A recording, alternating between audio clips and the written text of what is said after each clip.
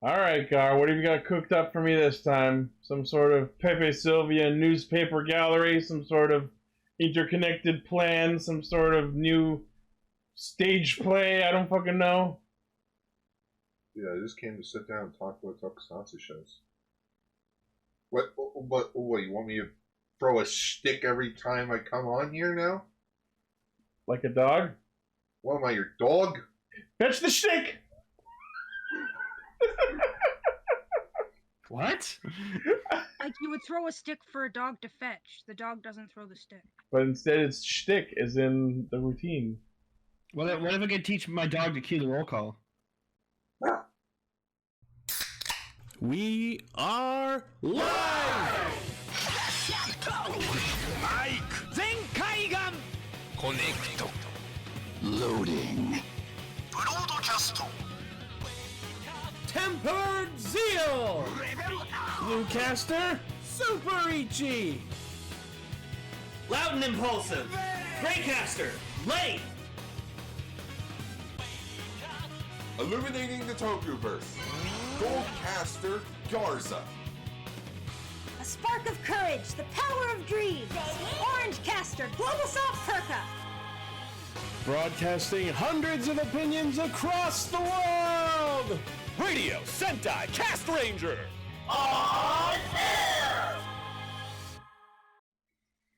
Welcome to Radio Sentai Castranger, episode 347. Episode Anorith. Fuck yeah, I like Anorith. What's an anorith?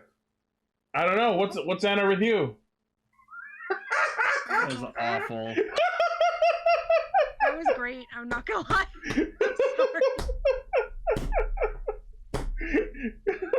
Got him! There are two types of people. Alright, so if you are checking us out for the first time, thank you for tuning in. We are a bunch of fossils who get together every week to talk about Kamen Rider, Super Sentai, and a third thing. What are you calling a fossil? I just turned 33 this week. You did. Happy birthday, you lovable bastard. Wait, did you say a lovable bastard or blubbable bastard? I said lovable bastard. It's the same thing. Also CO2, no. Dracovish is the best fossil Pokemon ever. What the Look at him. It's He's Mr. suffering. It's so cute. It's Mr. Oh, Fish. don't say it like that. What? He can't breathe under. I was like, he shouldn't be alive. Why does that not look like a Pokemon? Because it was technically Kit Bash from two different Pokemon that don't, neither of whom exist. Yeah, because there's supposed to be like 4 fossil Pokemon, but then they're missing one of them, so then they had to mix the other 3. Was That's based on awful. something that actually happened with British fossils? Technically, it's like they have one half of like 4 different Pokemon. They have the front half of 2 of them and the back half of the other 2, but they don't have any complete one of any of the 4. So the fossils get put together in a way that you Kit Bash one front half with one back half. So there's 4 different combinations, neither of which are a complete actual Pokemon, and all of them are fucking monstrosities and atrocities against nature. That's awful. This one shouldn't be able to breathe, but somehow it's fucking powerful. I also saw something this week that blew my mind. Someone losing a Nuzlocke in the first battle. Mm-hmm. Oh, all the Pokemon got fainted? No. You mean Alpharad's run? Yeah. He went with Bulbasaur. Rival got Charmander. Literally, first battle. Dead. And this is the story of my second Nuzlocke. Funko Pop 2. Yeah. No, Funko Pop question mark? Yeah. It got funkier. Alright, anyways, this week on Castranger, we're talking about Kamen Rider Saber episode 40, Zenkaiger episode 16, and it's about time for the real-time movie. The 01 movie. Real X time movie. Yeah. Well, you don't pronounce the X, it's like Hunter x Hunter. Yes, which one of our fans, Kamen Rider Impact, will be joining us for that discussion. So, But first, let's get into Saber!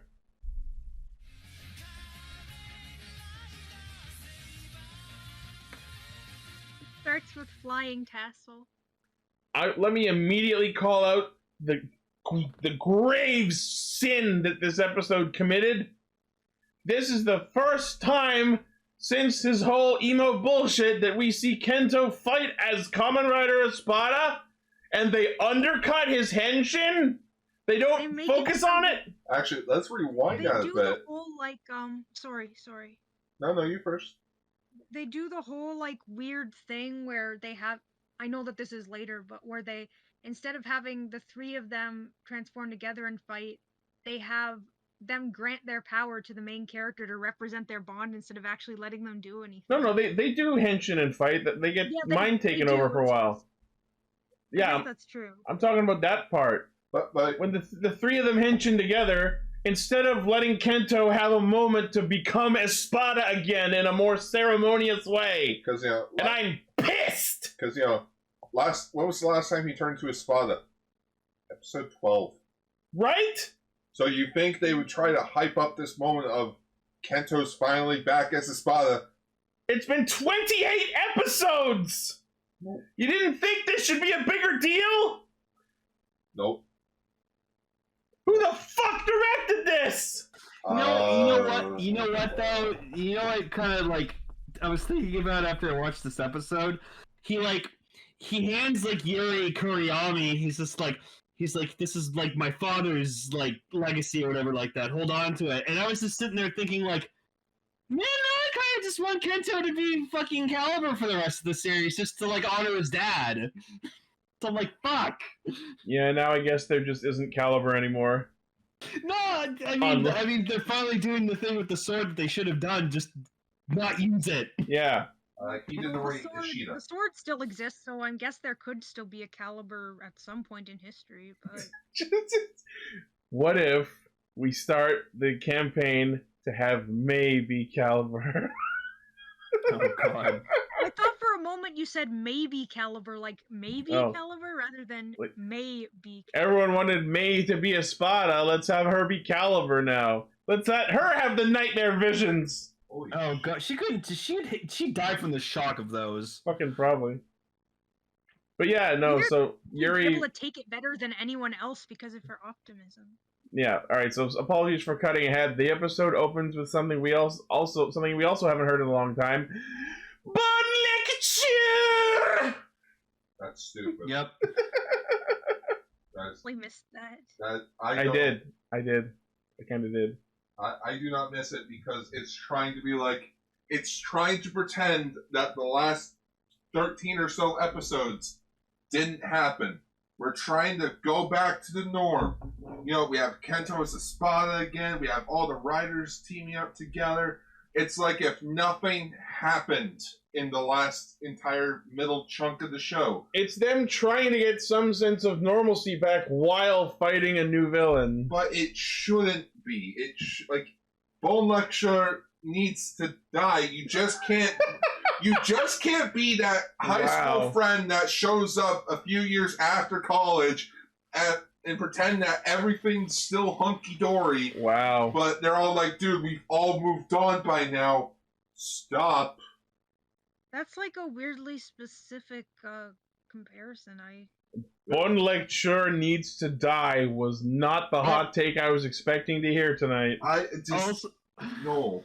Just guys. Also, I can't remember if I made a joke about it before when we were talking about what the fuck Luna is, but I think I did make a joke where I was like, maybe Luna is Wonderworld herself.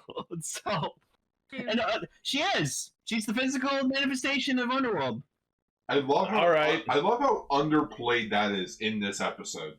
Yeah, Tess was like, "You're the physical manifestation of Wonderworld."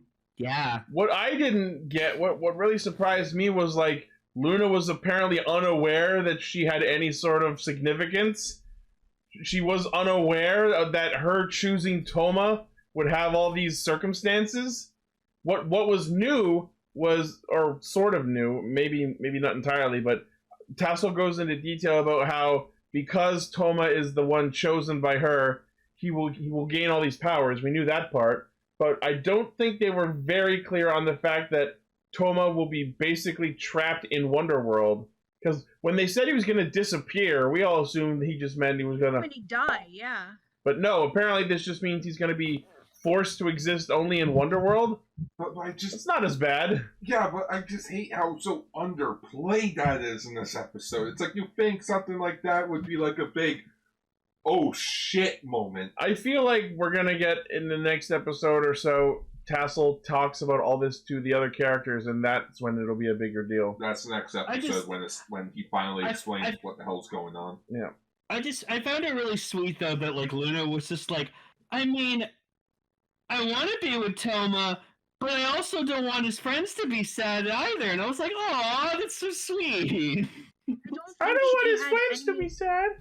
She had any idea of what she was doing when she quote unquote chose him. Like, I don't even think she did it on purpose. Yeah, that was new information. Even though she like in one scene in the flashback, she very clearly says, "All right, Toma, I choose you. You're my Pokemon now." But like, get in the book. She's just a little girl. Like, how could she understand the consequences of that? No, but like, if she didn't know what the significance behind choosing someone was gonna be, why would she say something so specific like that? I'm wondering if it's to get it across to the audience. It's just like, why would she need to choose someone if she didn't know that there were circumstances behind choosing someone? I have to explain this before I like make the joke. So has anyone ever seen those like Red Link videos where it's like the last thing words before you famous last words videos? Final last words, yeah. Yeah, just Tassel. Hey everyone, I'm Tassel. Nice to meet you. Here's Wonderworld. Hey, Nolan Neon Gallagher. Here's Wonderworld. Here's Wonderworld. This gas leak. You're my Wonderworld. This gas leak smells awful. I'll light a match. Wow. Here's Wonderworld. Have we gone through this entire season and no one's made anyway? Here's Wonderworld. I'm pretty sure we have at some point. Someone make it on an episode I wasn't on. I'm not sure. I'm sorry. Maybe I don't know. But anyways, I love how at the start of the episode Isaac's going on about his fucking plan, and Storius is all, yeah, Saber's new power up, right? And he's like, shut your book hole. Did I give you permission to speak? Which did I stutter? Like, I just see the two of them bickering. All I'm focusing on is, fucking serious? We couldn't have went to the actual location for this? That's nothing new with these guys. Yeah, but it's awful when you see that they have hair, really long and curly hair. And you can see the edges of the green screen. And you can see the edges of the green screen. I'm like, for fuck's sakes, guys. Come on. Yeah. This doesn't look good. Especially when you look at Zenkaiger, when the guys are in robot suits and are more clunkier, and their green screen just beautiful. I just like that they didn't want to ruin the moment, the awesome epic moment with like Espada, Saber, and Blades like working together. So it's like, well, we still have Slash and Buster here. What do they do? We'll just make some sub bullshit plot where Solomon can just control people. Oh, yeah, that comes the fuck out of nowhere. That is bullshit. Giant hands appear out of nowhere, like at the end of Cabin in the Woods. Like, that was shit. That was fucking shit. He just suddenly has the ability to mind control people. Oh, and we're gonna have Ryoga fight Reika. That Reika. before is the question. If he had that power.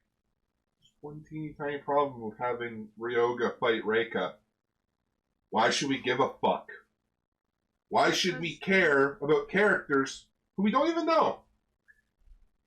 I kind of agree with that, actually. Ryoga we really don't know much about, and Reika has done so much shady shit that she has yet to answer for that I don't really care about her either. It was literally made just so Slash and Buster had something else to do. Yeah, Seagar, they addressed your complaint. You didn't want everyone just standing around, so they had some shit to do. Better timing, guys. Just, fuck. You know what's upsetting when no one... I'm calling him Ryoga because I at least have some respect for him. Fuck, Buster over there is even calling him Oni-sama. Because no one apparently wants to call him by his actual damn name. Yeah, I don't even know if they know his name. Do you even know who I am? Did you step on my book? Did you rub my lamp? But just, did you bring me here? Okay, here's a better way to fix this. Simple fix. Alright, everyone, let's all go kick Master Logos' ass. yeah, everyone raises their swords. And they're running towards his location because Yuri knows where he is. And it's like, Storius shows up, they don't see him, but he summons a bunch of Megiddo, like henchmen to fight. And just like, Kento, Toma, Rintaro, you guys go along. We'll catch up. We'll take care of these guys. Bam! There. I agree. No, You give them something to do. yeah, no, have them like fight like copy versions of Zurus and Legio or some bullshit. Or the mooks that we haven't seen since like episode 3 or the theatrical like special. Or any of the previously completed Megiddo that we've seen can be revived X number of times. Or disaster. Do you know what they did in that episode of Build where like freaking when Grease Blizzard debuted and he fought like copies of like the Sambagrasu or whatever? Yeah. That would have been interesting. Or hell, Kenzon's still missing, guys. Yeah, what the fuck are Kenzan and Disaster doing now? Can probably go look for the child. We gotta go find the YouTuber. Yeah. You gotta go find the Rider YouTuber. I like that Yuri was like, oh yeah, we know Luna's in Wonderworld. Oh my god, yeah. We don't know where she is though in Wonderworld. We don't know specifically where. Way to burst a bubble, Yuri. You guys are magical. You can't like detect her energy or some shit. No, because they don't know instant transmission except for Yuri. Also, she's technically the physical manifestation of Wonderworld, so, you know. I will say this. I don't know. Yes, exactly, Emily. Exactly. Like, God. I don't buy it. It's everywhere and anywhere. I just love that when Solomon is like using his magic to stick his hand into Wonderworld, and you see like bubbles coming out of the portal, and you just see some of the bubbles pop on his helmet. Oh. But no, wherever they were filming, I really liked that. The forest? Yeah, the forest was really nice. The open fields were very nice as well. I was expecting to see a city behind them. Yeah. Like, no doubt, if you go above the hill, there's probably a small little town. Yeah. You're like, well, oh shit. I also like that when Sabala was fighting Durandal, the reason Buster and Slash come to help her is she sent a smoke signal. You telling me you couldn't have just poofed yourself? Well, she's busy fighting him. He told her to run. Just run. She doesn't want to leave her precious Oni-sama. But he'll just tire himself out. Ever considered that to be an option? I don't want to fight you. Then run. Okay, I'll be back later when you're tired out. Bye. There's that. Yeah. That entire... Just... So it's okay. They used sheer willpower to stop being controlled. That's bullshit. No, he stopped because all three of them rider kicked God in the face like it's Agito. But except this Agito's crap. Yeah. And it's just like no. Like just I am your god. Crap? No, Agito's good series. Saber. Meh. So far. Holy shit, we're already on episode 40. I will say that Saber, like, all three book combination henshin sequence, holy shit. Alright, let's talk about this. Kamen Rider. Oh my god. I love the sort of galactic sheen that Saber gets. Okay, so Kamen Rider featuring Saber. This is what Saber's final form should be. This is and perfect. Also the fact that it's a writing collaboration. That's what it's. This is exactly what Saber's final form needs to be. It's significant. It has an amazing chime. It's gloriously extravagant. And it's actually a collaborative effort between him and his friends. It is so amazing. This is the final form Saber wanted, Saber needed, Saber should have. So the thing that happened, Abaranger. Literally the exact same thing happened in Abaranger. Yeah. We have the MacGuffin. Everyone absorb your energy into one person. We can't transform after this for some reason. So only one person can fight for us. Why does this... I was like, Abaranger first? Abba did it? But yeah, and also the chime for featuring Saber? Fucking awesome! Oh my god. I like just how it said, like, Brave Dragon, Lion Senki, and Alangina. I was like, oh. I just loved a bit at the end. Featuring a Saber! Such a cool way to go with the book theme. Right? Also, Kento got his revenge. Yeah. For his dad. For his dad. Yeah, because Master Logos was like, ooh, I'm an asshole. Ooh. Well, yeah, because he was like, oh, you caused my father to, like, betray everyone he loved and stuff. And he's like, well, your father was a fucking idiot for believing me. I mean, that's true. But you don't have to be a dick about it. Like, fuck.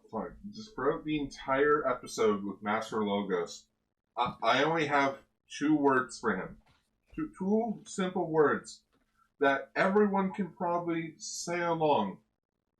Shut up! Like, oh my god. Just shut the fuck up! That's why I really liked... Vegas posted cross-emotional dragon. That's why I really liked seeing, just seeing, like, the book get just, like, fucking burnt to crisp. And yeah. he's just like, no! So yeah, featuring Saber, like, shatters Omniforce, and you just see Isaac go into a fucking existential panic. You get a villain breakdown for the ages. It's sort of like something out of Ace Attorney. Or Danganronpa. I'm sorry. Oh, good point. He cried in anger, or was he being a little bitch? Both. Like, it's also he was on fire. Yeah. Oh, I he guess cried he's on fire. A combination of anger, fear, and being on fire. We got this really nice. We got this really nice shot too of Storius just fucking maniacally laughing, and I was like, cool. Also, you're Mr. freaking Belt Mechanics. How are you not complaining about how the book is destroyed, but he's still in the rider form? I mean, it like wore off. But it blew up. It should have instantly been gone. I agree, but I care so little about his character that I don't even feel like holding him to that standard. Isaac was an angry, flaming bitch. But this entire episode... Oh my god, I don't want to see that green screen. I don't want to see that green screen. Get it off. Decker, thank you for posting that because I forgot to get the face of the week, so that's the face of the week. Oh yeah, that is. Yep. Also, episode gets another minus 10 points because May was there for no reason. Did anyone else think it was kind of mood killing when like they're about to do the kick and then May comes in and like does a high kick? It was so like mood killing. Or like she did the 3-4 like he did the 3-4 thing. The child was cool. May.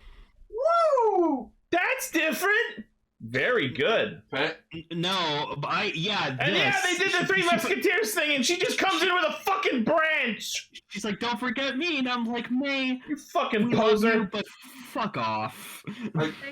Just give her a Seiken already, for fuck's sake. I like Yuri's just standing there, like next to them with his arms crossed, like, "Yeah, way to go, guys." I was possessed. Them with their swords, and then her with the branch was just me thinking me and the rest of the cast. No, Emily, Emily, you deserve to be here. Unlike May, who literally don't say that about May. No, I'm going to say this about May.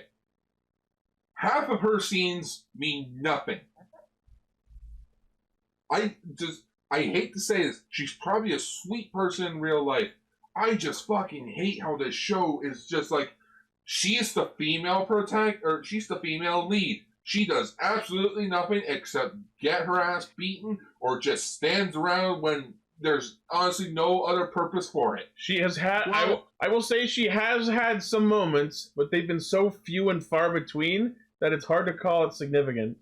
Well, like, we explained in a few episodes ago that, like, she's like the positive reinforcement. So like when all of them were down the dumps, like she was the one to kind of like put them back, give them strength and stuff. So. Yeah, but that doesn't mean you have to include her in the dramatic scenes.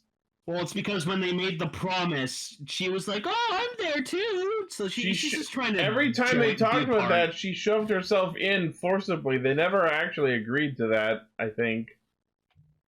You know what I mean? It's like she's just like, "Guys, can I play too?" Like honestly, they could have just made Sophia and May the same actress, and you could have gotten this like a better result.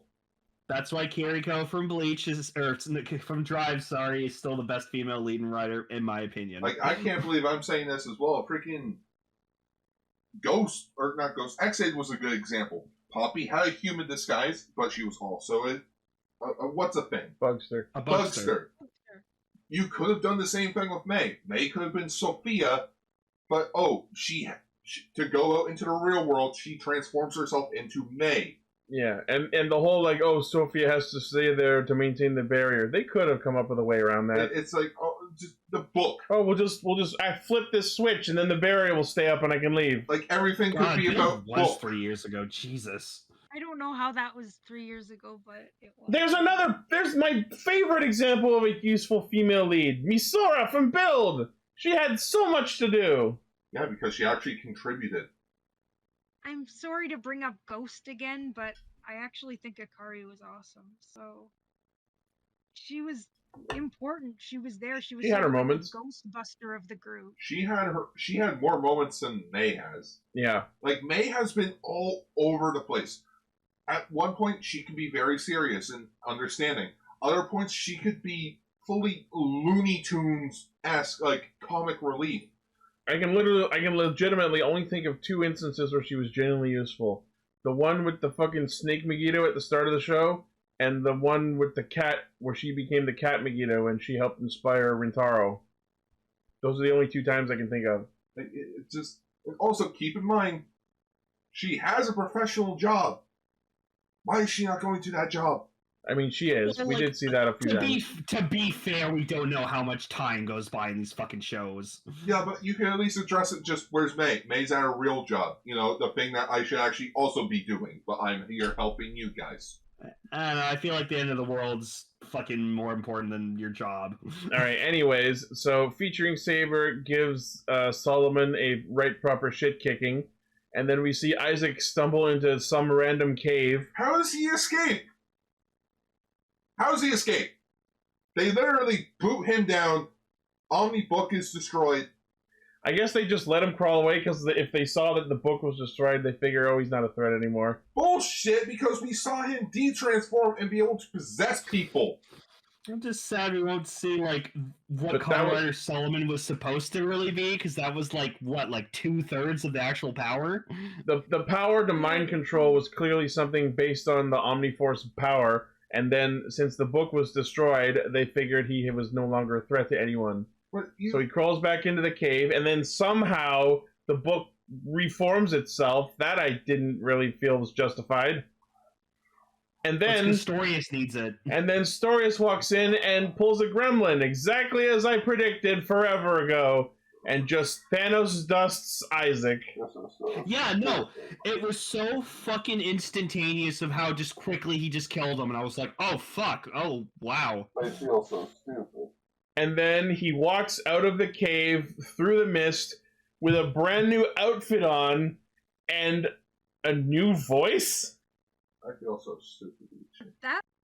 Yeah. You know what vibes this gave me?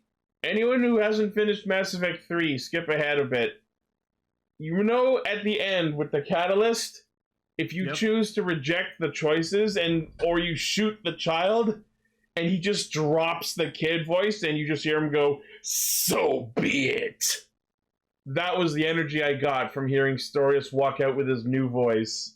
Maybe that isn't actually like the original Storius. Maybe this is like some thing taking over him. No, I think this is Storius finally living his best life. I think this is who he actually was, that he's been keeping hidden all the time. But I just feel I honestly just feel so stupid because I've spent the last 2 weeks on this show being like, well, here's how they could here's how they can fix Master Logos to be a good villain and such. And then Toei went, "You don't like him? We don't have to look at him anymore." And just, oh, you know what? No, we're gonna kill him. Storius is actually the main bad guy over there. Just, I called it.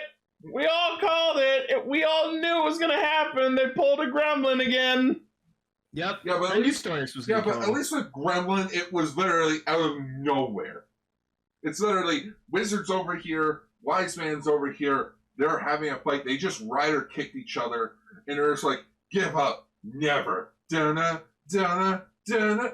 Gremlin literally swoops into the scene. No music's playing, slow motion, cuts Wise Man in half in the middle of the fight and kills him. Here, it's just, I'll get my revenge. No, you won't. That's kind of because of their personalities. Gremlin was always like a ha stab kind of person. He was always that sort of deceitful, whereas Storius was way more subtle. He was always the more schemy type, or he definitely would be the type to just walk in and go, oh, that's cute, zap. But just... I feel like these are both very true to their characters. We still don't know anything about Storius, though. And now we have the last few episodes to find out. No, that's not how you build up a villain. You don't build up a villain in the last few episodes and just be like, oh, he's been the main bad guy all along. It's not like we know nothing about him going into this. We know that he was a human who found the power of Wonderworld, was seduced by power, and schemed to raise the Megiddo to perfection. 3 things, 40 episodes. That's the point of Storius' character. He was trying to be subtle in the background so no one suspects him. The only reason we suspected him is because of Gremlin. Completely different show. We know what the tropes are. Anyone who didn't wouldn't have picked up on that. I like the final words that Storius says after he kills Isaak. He's just like, yeah, the last final moments of like a man who seeked godhood were truly laughable, miserable, and beautiful. And then and then as he comes out, he's like, the story will be spun by me towards a beautiful conclusion. And that makes me think that maybe our previous theory about the world being a story might be a little more true than we thought. In that case, I want to return this book and get a refund. This is bullshit. Maybe it's not actually true, but maybe that's just Storius' philosophy. He's like one of those villains who like thinks of like perceives the world differently than it actually is. Like, honestly I really feel like if Kamen Rider Revice is just not good, I feel like that's going to be the final year where you're going to be like, no, I'm done watching Rider. I don't care anymore. No, it just bugs me. Because, Vegas in the chat, it's like, Guard, they do that in Ultraman. Shut up already. No. Because at least in Ultraman, it makes a bit more sense with the whole franchise. Kamen Rider is more of a story-based show and not an episodic storyline. Okay? I feel like that's subjective, changing. But basically, it just bugs me that this entire episode felt pointless, except for, BT Dubs, Master Logos dies. This episode served, you could have built up something more than the last 5 minutes showcasing Storius kill Master Logos. I mean, my biggest problem, as I said at the start, was the fact that Espada's first post-arc henshin was violently undercut. I feel like we could have had this whole thing where, like, he, learns to use Espada's powers again. Like, oh man, am I really worthy to take up the old sword? You know what I mean? That sort of thing. I mean, hell, Slash didn't even give it to him. After he's like, oh, let me clean up the blade for you. Yeah. Or let me sharpen the blade for you. Nope, we never get that scene. It just happens off screen. No, we gotta have a scene where they fight Ryoga and call him Onisama, even though they don't even know his name. And it makes I think that was them making fun of Reika. When Ogami said Onisa, that was him just making fun of them. Anyways, we're now in the final stretches of Saber. Will it be good? Will it be bad? We don't know. It will be like... Turn the page and find out! It'll be like Ready Player 2, where in the end, it was just okay. And in the end, it didn't even matter. In the end, it didn't even matter. Change the Senkai.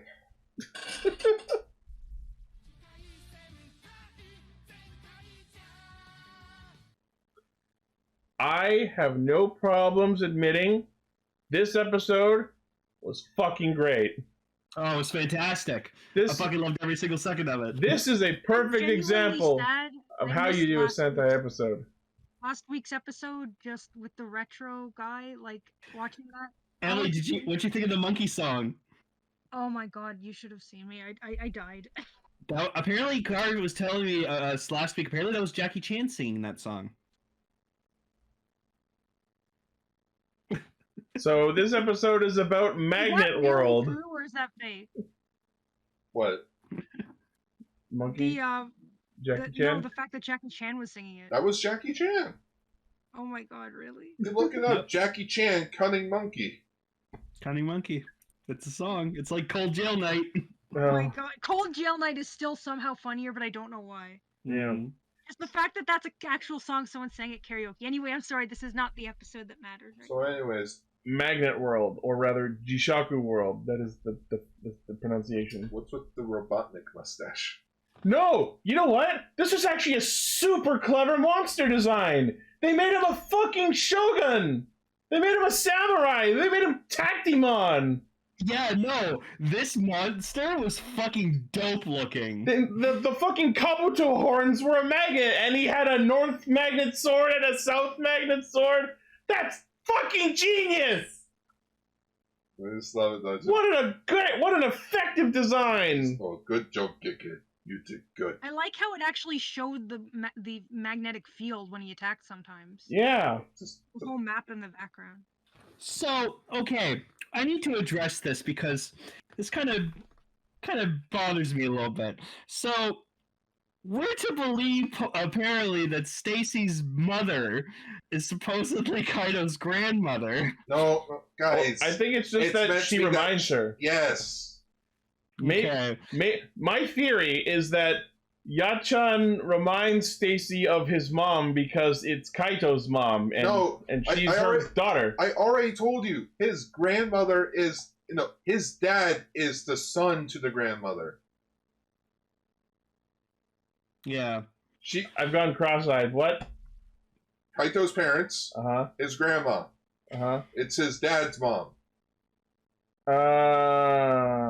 Is it? Yes, because she's acknowledged. I'm never gonna see my son again. Oh yeah, okay. Because if that is, that would make Stacy Kaito's uncle, and I'm not ready to call him Uncle Stacy. So then it's just the fact that she's very warm and motherly that reminds Stacy of his own mom? Yes. I guess. Because, I agree with that, but, they showed, a kind of silhouetted image of, Stacy's mom, and then just showed Kaito's grandma in the background. I'm like, wait, what? Not the same actress, nor is it Kaito's mom. No, I know, but it's, younger version, so I don't know. Anyways, that's true. Maybe they'll pull some, twist shit where Yachan actually is Stacy's mom, but then, they erased her memory or some shit. She's got it going on. Oh, God. So yeah, this episode is about everyone getting magnetized and including humans. Yeah, not as much, though. I think it was funny when, Gaon gets, the no pets allowed sign on him. He's like, no pets allowed? What are you about? Vroom gets a free computer. Freaking Vroom just gets, I thought of you immediately, Ichi, because, he gets, the screen on his chest, the keyboard on his wrist, on his arm, and I'm just like, that's exactly what Ichi would do. Yep. John gets stuck to Kaito. And at one point, Majine just gets dropped by a fucking vending machine. I guess it's nap time. The best, though, is just, Gaon and Zurad fucking running, and they see the fucking crocodile sword, Crocodile going towards them. That was so fucking funny, and they had to turn on their retroact jets to try and keep away from it. Doesn't knock right into them, yeah. What killed me was just it closes in on towards them, and you just see Zura just go, "Oh my god! Oh my god!" That killed me. No, the other my favorite part was Vroom gets run the fuck over by several vehicles. And then when he's like, "Oh, leave me and go on," he pulls the fucking Terminator thumb. Yeah, I didn't notice that. Wow! No, okay.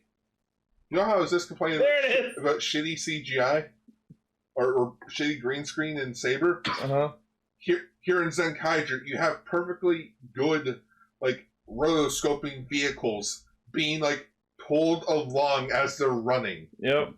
That was the funniest shit that I've seen in Sentai in a while, because you just see the Kikai noids, since apparently with Kikai noids it's a lot stronger because they're robots for the magnet powers. The Vroominator. and just one by one, they get knocked out. Like Majin gets hit with the vending machine. She's like, "Fuck it, nap time." Yep.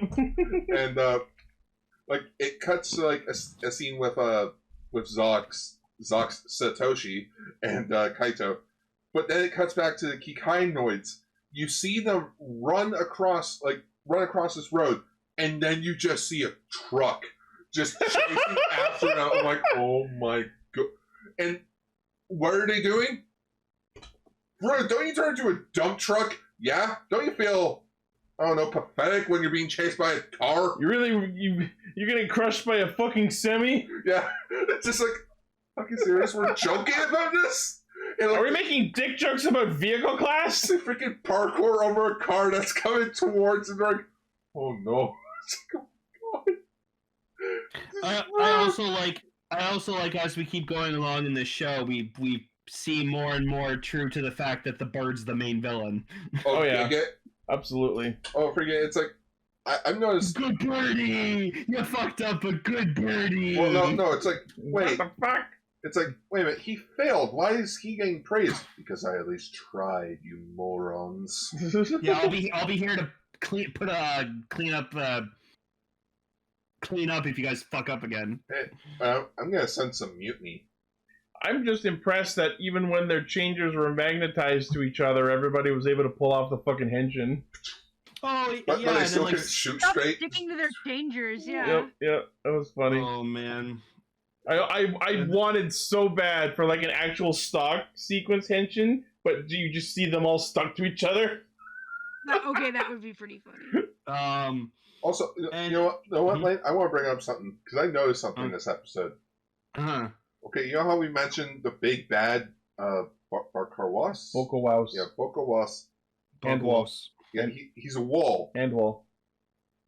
But we don't see him a lot in some scenes when they're in the villain base. There are other rooms.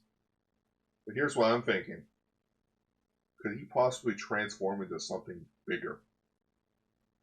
Fucking probably. Like, what if the wall's just like a resting post for him? I fully expect that he'll like transform and become like the big ship itself. Yes! I want to see that. I'm like, oh my god.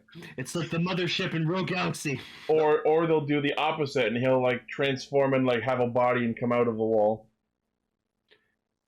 Also, I felt so bad for them when the monster used like the fucking infinite towers attack, and he just dropped all these fucking towers. That was intense. Like, holy shit! I saw that, and I'm like, oh fuck! And it's like, what's the one thing you hear? Gowan, protect Kaito.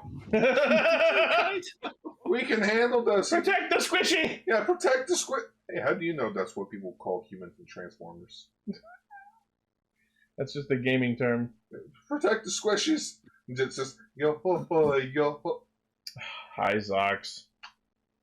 I'm too late, aren't I? Yes. I can't believe how many episodes have gone by and he's still doing those sounds. Yeah. Because he's a pirate. Singing that song, doing those sounds, I don't know what's wrong with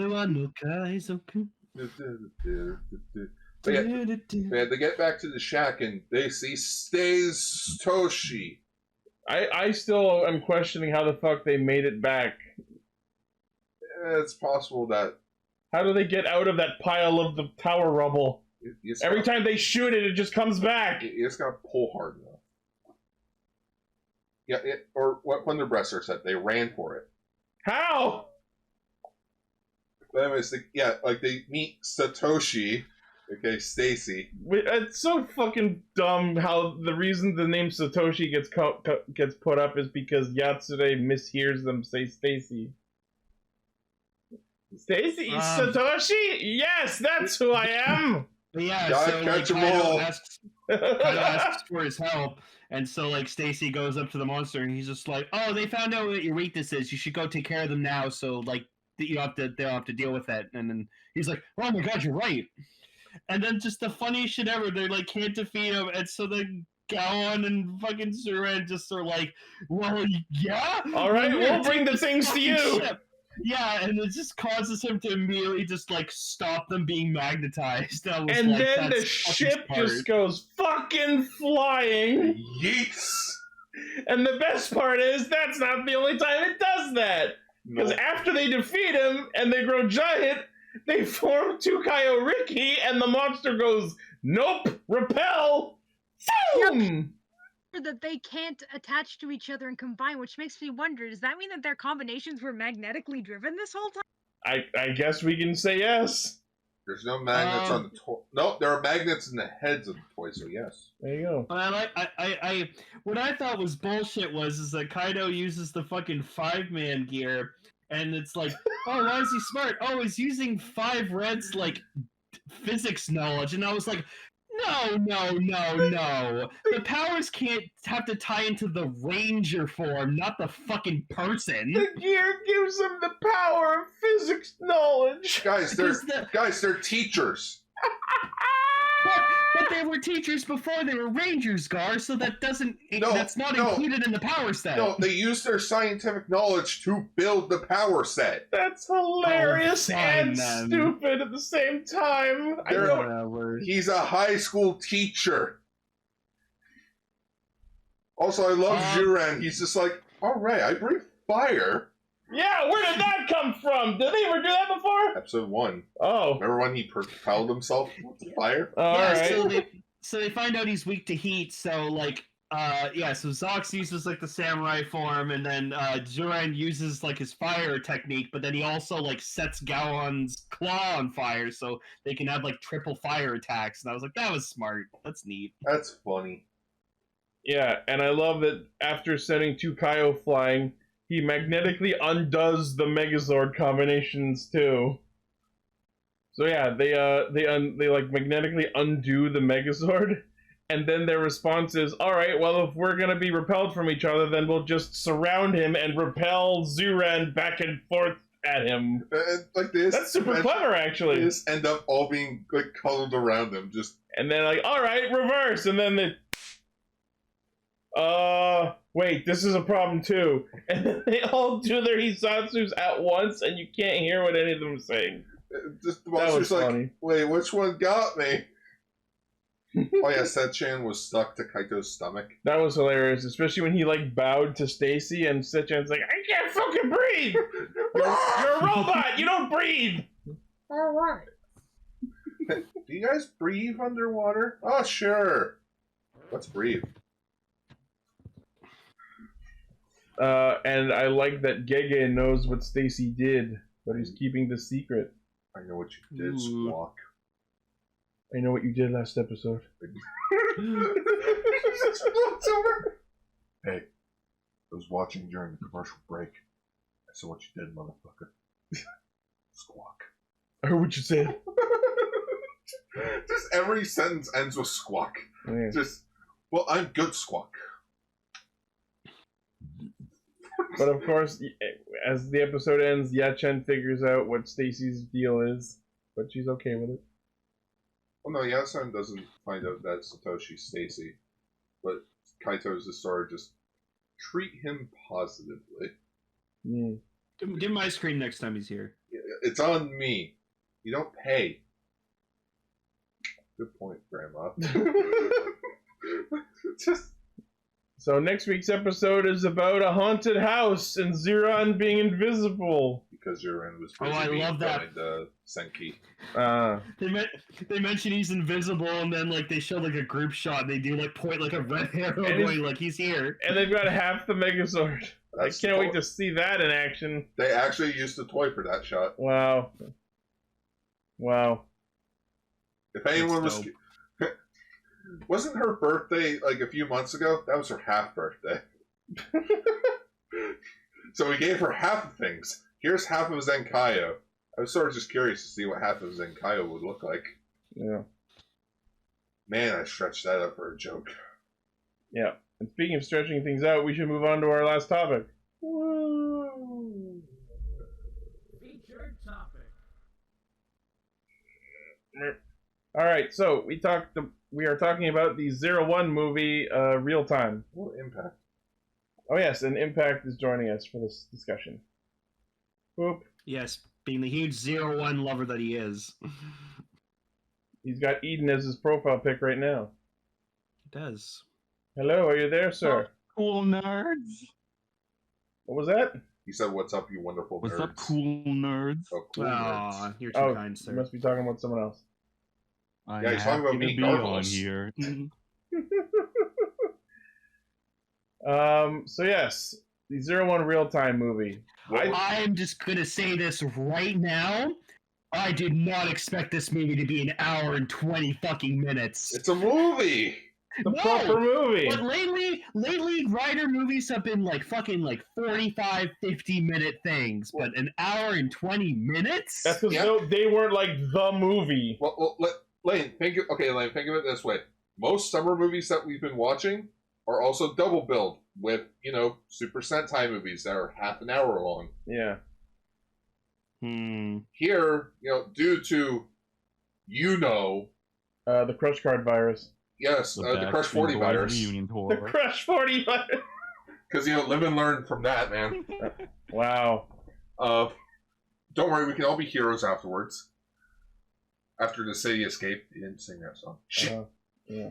No, they did. That was one of the last ones they did. Yeah. But anyways, the movie was meant to come out in July of last year. Then it got pushed back. This was meant to be, from what I heard, this was meant to be the finale. Like, this was planned to be the final arc for the show. But then it got reworked into the movie. So that's why Eden is actually in the last episode too. Yeah, because that was meant to lead into like the final arc. It was meant to be leading. Because hold on. It was meant to be leading to Eden. Hi, Ichijan Naito! Get off. No, but that explains, because like the first fucking 20 minutes of this movie, I'm just seeing all this shit happen. I'm just sitting there going, like, how did this happen? It was a kind of, who is this guy? What's his deal? Where did he get all these fucking people? They did kind of a flash forward. They did kind of a flash forward, and yes, the explanations took a little longer than they should have, I think. But this is a movie, and they wanted to open it with some action, and man, did it do it. Okay. I want to say just a couple of things about the movie overall that I really liked. The movie was called Real Time because it almost all happened in quote unquote real time. It happened over the course of an hour. Even at the end of the movie, they were like, this global terrorism incident that lasted about an hour is finally over. So how's the movie hour and 19 minutes? That's why I said mostly in real time. Yeah, because I tried to time this movie when the timer went off. No. So not even 10 minutes in, and the timer's already fucked up. Well, let's remember that they took the sword out sometimes, so you can assume there was a bit of desync. No, when they cut to Aruto in AI Dream Wonderworld over there. Well, that's because he's in a different world, so his brain is operating at a different speed. Yeah, so you have to literally pause that timer. Dragon Ball Z time logic. Or that. They established that when you're in like the AI consciousness world, it's at different. Your brain is processing at different speeds. They established this since episode 1. I'm gonna get my complaints out of the way just because like these are a few things that really bothered me in the movie.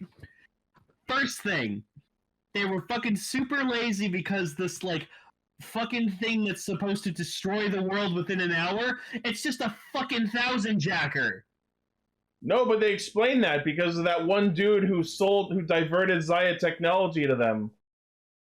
Okay, but like he could have like modified it to be like the Eden Jacker or something. Like I didn't like that it was just a plain 1000-jacker. Like that's lazy. Second of all, when Eden like gets his like second form or whatever, and then that other fucking guy takes it over, why does he get an entirely different suit? Why isn't it the same suit that the other guy had? I do think it was a bit of a cop-out and kind of a not-so-great ending that, like, the final villain of the movie was just this henchman who came out of fucking nowhere. Yeah, because, like, no, but not even that. Because, like, Eden's, like, second form, whatever, his henchman, it's, like, this, like, blue AI conscious, like, I think it's supposed to be, like, his fiancé or whatever, like that, like, enveloping itself in that wasn't a second form, that was the proper Eden henchman. Oh, okay. But then, like, when the other guy takes the same fucking key, he gets an entirely different henshin sequence and an entirely different suit. but it's the same belt. So like that, I agree, was completely unexplained. How he used the that's Eden shit to become Lucifer. fucking stupid. Honestly, I'm gonna say this. By that point in the movie, like honestly, by minute 50, I clocked out. But yeah, as Mr. Belt Mechanics, I also agree with you, Lane, that the whole Lucifer thing coming out of nowhere was kind of stupid. I will say, though, that fucking starting fight with fucking 02 and Eden fighting like in the glow in the dark stuff, that was gorgeous. Loved it. Fucking beautiful. Looked so goddamn good. Like, damn. So let's stop talking for just a few minutes and let Impact, our guest, actually say some things. He muted himself. Sorry. Oh. Impact, if you're there? No, he's muted. I mean, I didn't mute him. Oh, hold on. Are you there? Hello, hello? I think he says his mic's off. Alright. Okay. So, yeah. Sorry, the internet where I'm at is kind of shitty. So. Oh, okay, there you are. So, would you like to say some things about the movie since we've been talking nonstop?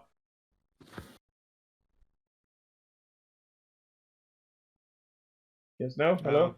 I think he says his internet's kind of crappy. Well, I'm kind of bad at like giving my opinions out. Well, you were the one who wanted to be on this discussion. I think he's having some internet problems. Oh, poor Impact. Plus it's fine, right? Yeah, Well, anyways, it's been raining Ethan, all would you day. like to like give us like because like for most of this movie, I was pretty fucking confused. I Oh, just think Aiden. You're cutting out a lot. Oh my god, is my voice coming in late? I think it is. I think you have a delay on your end.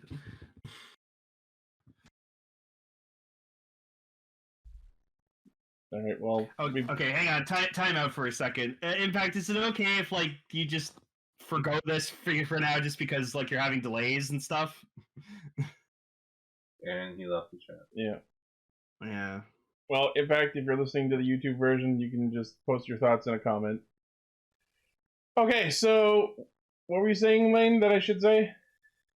Okay, so like I was confused for most of this fucking movie, and can you like explain like what's the whole deal? Okay, so the overall plot of the movie was that S, or rather his real name, Rihito Ishiki. Because like the subs I kept watching, it just said like his name's Ease. Yeah, well it's S, like ES. So apparently what happened was he and his fiance were working with nanomachine technology, and in order to cure his fiance of a disease that she was undergoing, they chose to go the way of using nanomachines to repair her body. But then when Daybreak happened, you know, the AI rebellion, or whatever you want to call it, that apparently caused the nanomachines in her body to just go fucking nuts and just basically like disable her body.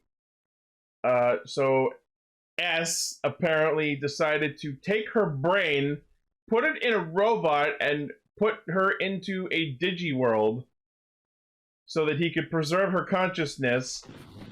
And then he transferred his own consciousness into a nanomachine body as well. And apparently his plan was to take normal people from the real world and digitize their consciousnesses as well in order to populate this digital space that she was now living in, so that she would have a paradise to live in. And at the same time, the people who were disciples of Eden, who were members of this cult called ThinkNet, who were all a bunch of MMO gamers who all just really hated the world and wanted to destroy it. His plan was to take these people who are actual scumbags and just straight up murder them while using their gas nanomachine bombs to take normal people who are not shitbags and just separate them from their bodies and put them in this digital world, just so his wife's digital consciousness would have some people to talk to. Wow. Holy fucking shit. Like, I love cyberpunk isekai, but Jesus Christ, this was convoluted. So it's Ready Player 2. I haven't read it, so I don't know, but... Basically, creator of the Oasis, turns out he was sort of a fucking jackass in real life. Copied the brain of his best friend's wife and kept her AI in the Oasis. And now they have the Rod of Resurrection, as it was. And now they can upload themselves into this AI world. Okay. Without ever going back to the real... Like I said, this movie started out good, started out promising. I was also very excited for this movie. But it sort of just shit the bed. I mean, despite how weirdly convoluted the whole story is, I can't say I wasn't interested by it. The whole ThinkNet thing, all these cult members who had like nanomachine-made avatars they were controlling who transform into Kamen Rider Abaddon, that was all super interesting, especially that shot where you like see them hacking into one of their accounts and you can see they've got fucking like accounts and stats and abilities. Like, it was literally a video game they were playing. Because, like, I kept seeing, like, the thing where, like, every time they get, like, defeated, like, they'd, like, log out, and then, like, at one point, like, they defeat a bunch of them, and they log out, and then they just log back in. Yeah, like they respawn. They were AI bodies made of nanomachines. Anyways, I'm heading out. Okay. In short, the movie was just okay. I just sort of I got bored of it really fast. I'm so sorry. But did you get bored in real time? Yes. So much so, it took me 2 times to actually watch this movie. 2 times? Yes. God damn it, ET. Like, no, you know what? One last piece. Uh-huh. I didn't like when they brought Izu back from the dead in the final episode. And this movie shows why it didn't work. They could have had Aruto reflect with S, whatever his real name is, how he was trying to preserve the one he loved, the one that he cherished the most. It could have been a reflection for Aruto if they didn't bring her back very last minute, because that was dumb. Are you talking about getting her memories back? Yes. And I will say that was completely unexplained. It was unexplained. They were very explicit about Izu not having backups, and then the movie just decided, wait, there actually was a backup. But it's just dumb how, like in the final episode of 01, I built a brand new Izu that I will reteach and such.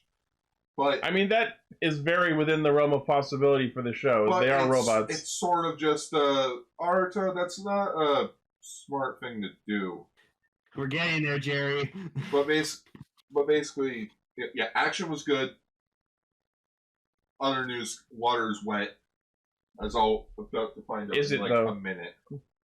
But basically, it could have been a good thing where Aruto understood that Izu's gone. Just leave it at that. It could have been a lesson about learning to let go. Yes. Learning about letting go and stepping towards the future. I get it. But, nope. Gotta get Izu 02 because...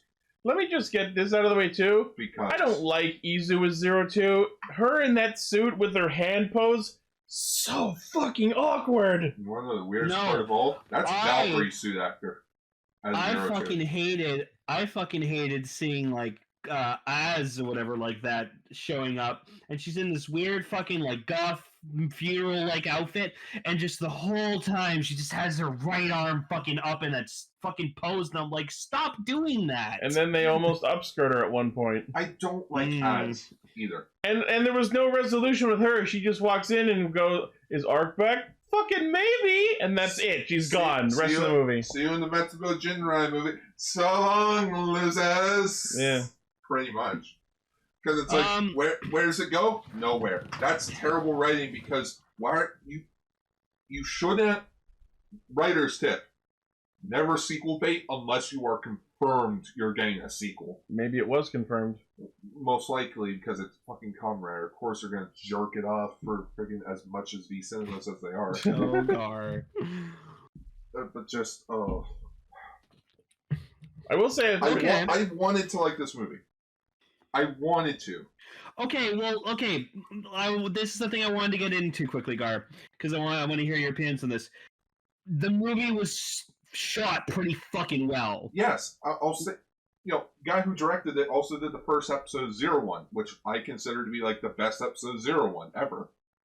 The first episode. Episode 01. Yeah, episode 01. Yeah, like you get this cool like POV shot of like Valkyrie firing her shot riser, like that was really fucking cool. It's like an FPS, huh? But you just can't have it like cool fight scenes without engaging story.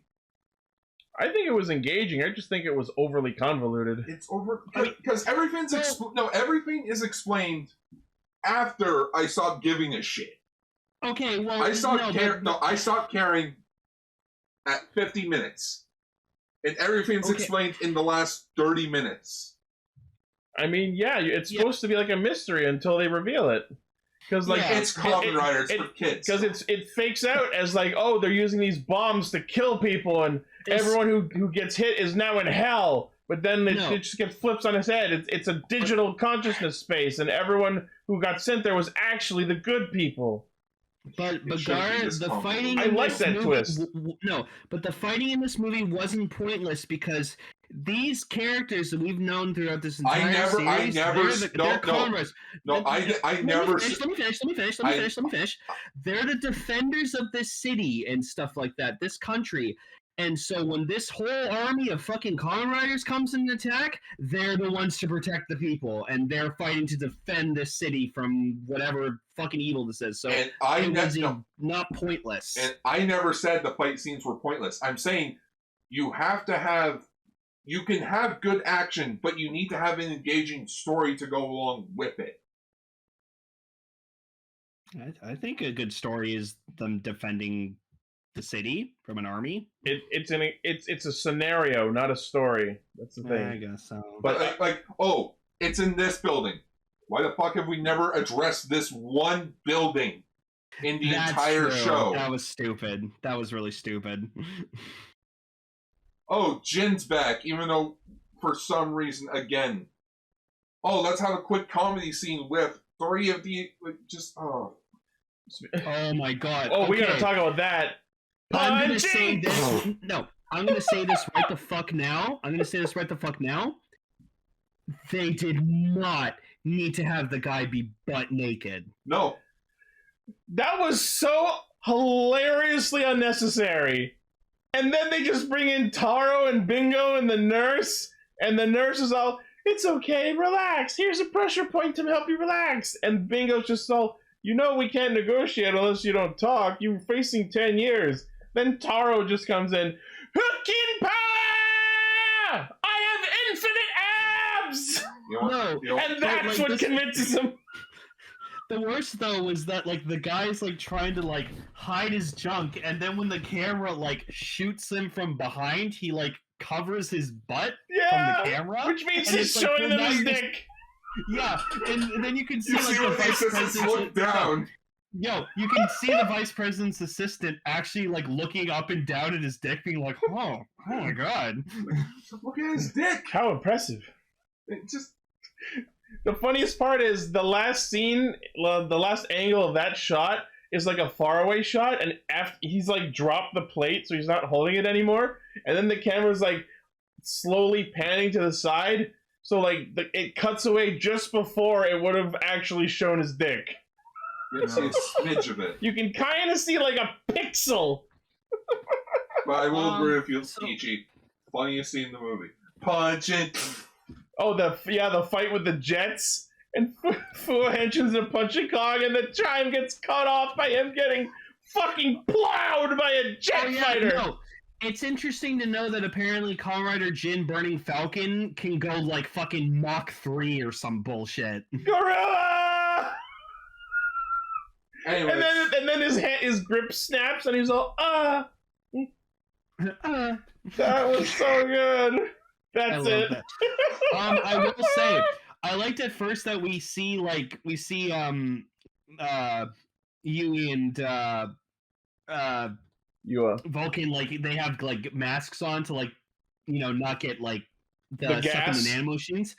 And I actually like the attention to detail that when they're henching and they're talking, you can actually still hear their voices as if they're talking through gas masks. So I was like, that's neat. I didn't notice that, but that's cool. And then they get fucking Zaya specs that apparently protect them against the gas. And I'm like, that's a little bullshit, but all right.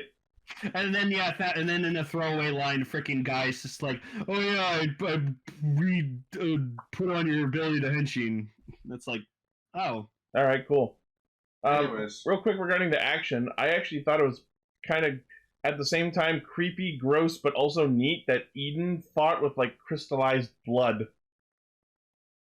That was kind of interesting. Also, when Naruto used the Eden's key to like make his own form. I love that he was attacking Eden so fucking hard that he was like breaking his arms. Oh no, he didn't use the Eden key to make his own form. He just stole Hell Rising Hopper and used it. Oh. And suddenly there were zero. Yeah. Okay, like the Hell Rising Hopper key, whatever. But like I liked that when he was like beating the shit out of him, like he like was breaking his arms and stuff like that. Yeah, he like him so fucking hard. His arm broke and then he like unbroke it. Yeah, and like I liked that because he was hitting him so hard that's why his limbs were breaking, because he was just like so impactful. And he was like glowing and shit. But yeah, and like I like Decker's showing in this GIF here. I like that because like S is made out of fucking nanomachines. He can just like kind of he gets his arm ripped off and gets shot clean through, and then just respawns. But yeah, I like that Naruto like thinks that like Metal Cluster Hopper could actually be a good like force against him, because it's like, oh, it's nanomachines versus like my cluster. Yeah. I also did like, because at first when like he takes like 02's like belt and key, I thought at first that because I didn't notice that Naruto like put on the 01 driver. I thought Eden just took like 02's like plate off of it, and I was like, no, that's a separate belt. And then he actually was holding the belt, and I was like, oh, okay. Yeah, he takes the 02 driver, puts the key in the jacker to activate the countdown, and then just drops the 02 driver on the floor, and then somehow, at some point between then and when Izu shows up, she just has the 02 driver again. Yeah. And then like we get some touching scenes where like Naruto like falls off a building, but like because like you see him like take the force of the impact when he's like getting shot, like hit out the building, and then he's de-hensioning like while he's falling, but then like the satellite like summons the rising hopper, like grasshopper, to fucking like absorb the impact when he hits the car. Yeah, and so that was cool. He just lands in the car, and then just at that point gets uploaded into the Guardia, Rocco and Guardia, the Digi world.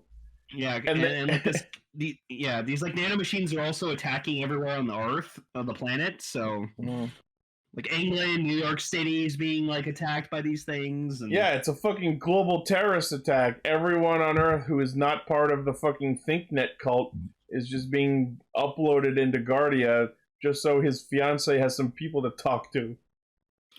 Yeah, because like when fucking Eden like just uses the jacker to like blow a hole, make an explosion, like he kills all of his followers, and I was like, oh my god, I just killed all those people, and then like you find out because they were actually bad. It's because they were actually bad people. The members of ThinkNet were all humans who wanted to destroy the world.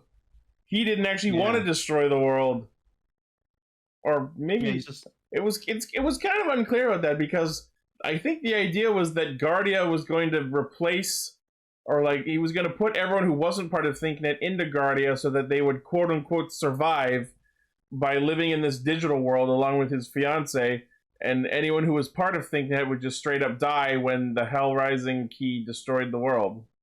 Yeah, and then like they show, see what I mean about it being convoluted? Yeah, and then they show like the Humagear with like the fiance's like brain in it. Yeah, that was creepy. That didn't look like a human brain. That was stupid. I mean, some suspension of disbelief has to happen. Yeah. Also, like, Jin takes like the hit of a jet impact to save Vulcan, and like we don't see Jin again until like he shows up later, and I was like, oh, okay. And I just loved that every single time Horby was on screen, he just fucking owned it. Especially that shot where he jumps off the fucking building. Yeah, and then he just transforms into fucking like. That's what I also liked about this movie was all like, especially with Horby, you noticed like the sound rips that they used were just so clear, so fucking nice sounding, and I was like, fuck yeah. But conversely, yeah. And like conversely to that point, all of the Abaddon like tension chimes were barely audible. Yeah, well, I think that's because like they're supposed to be like a thing of like locusts or something like that, so it's like I know what they were saying, but unless you had the subtitles on, you'd barely notice them. Yeah, and I like that like the chick was like dual wielding shot risers, and she's like, ha ha ha ha. I like that the person using that was just some fucking chubby single mother. One of them was a nerd in a fucking bathroom stall. One of them is some gamer in a basement, and the dude in the cape who becomes Lucifer is some businessman-looking dude. Yeah. Oh yeah. We see like Valkyrie do some cool like bike action. That was pretty neat. Oh yeah. But yeah, so like Aruto, he like, you know, he's trying to like do all this himself because he feels he needs to, and Guy becomes Thouser again. He does some shit, and it's like, okay, cool. I did like that one scene where Guy, Horby, Jin, Yua, and Fua all henshin together, and I'm like, oh look, it's a progress Sentai. Yeah, I like in here like Force Rise, Shot Rise, Perfect Rise.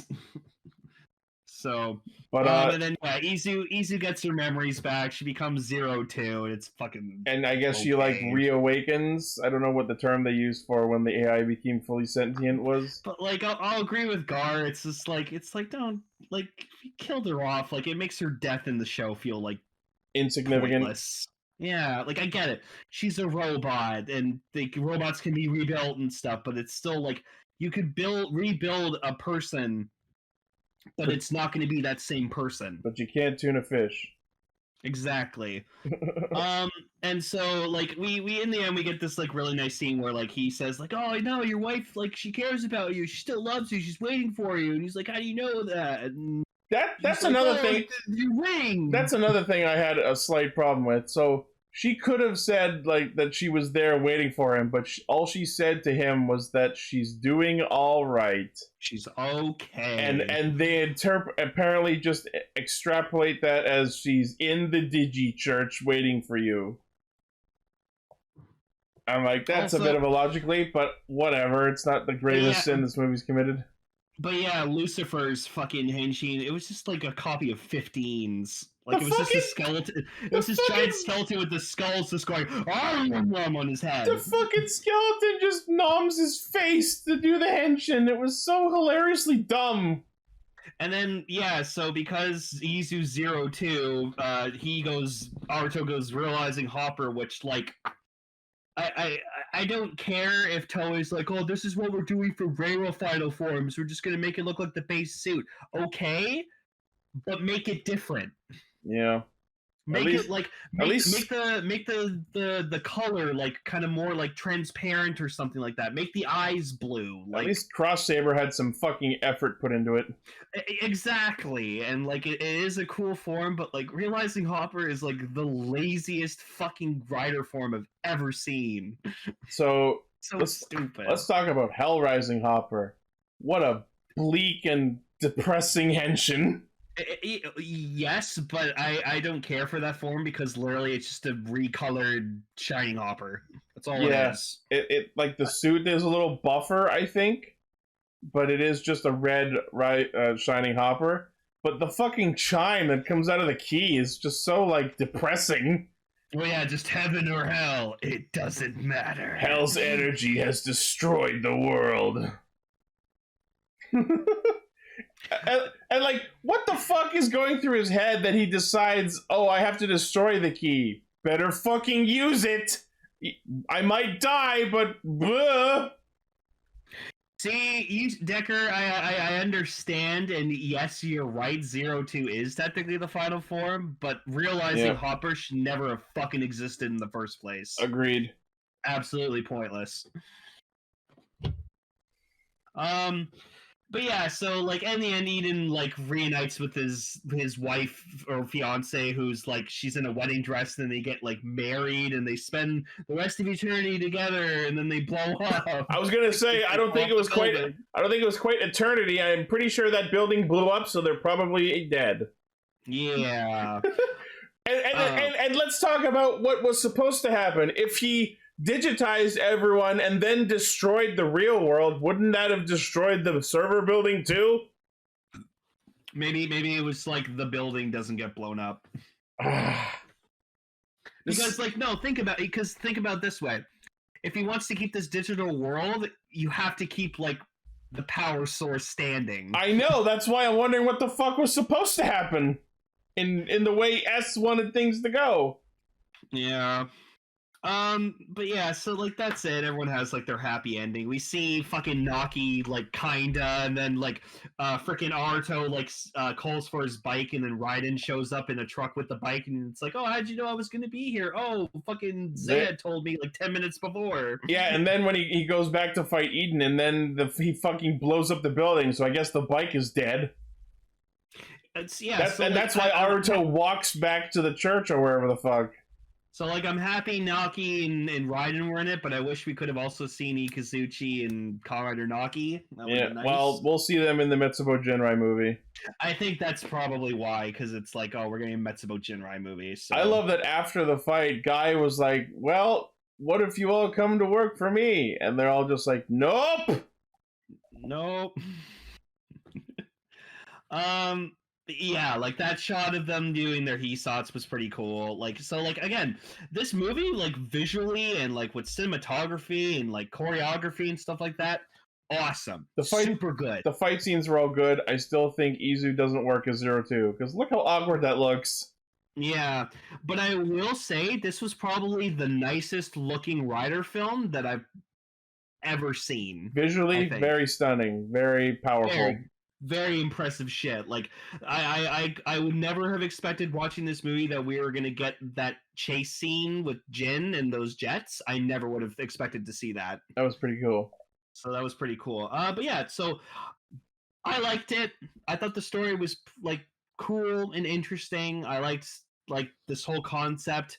I just like kind of feel like this whole plot came out of fucking nowhere. Yeah. Because I feel like if they sprinkled little like hints or like foreshadowing like in the series, they would have made it more like, oh yeah, because they mentioned Eden like building in like this episode, blah blah blah blah blah. Like they should like when they showed like all the different company logos, they should have showed like Eden, and then like would have been like, oh yeah, you mentioned them. I think what should have happened is when they started explaining more about what happened with Daybreak, they should have shown that company being affected. Yeah, because like that's the thing with like Rider, like Toei has shown with Rider that they always plan this shit like way ahead.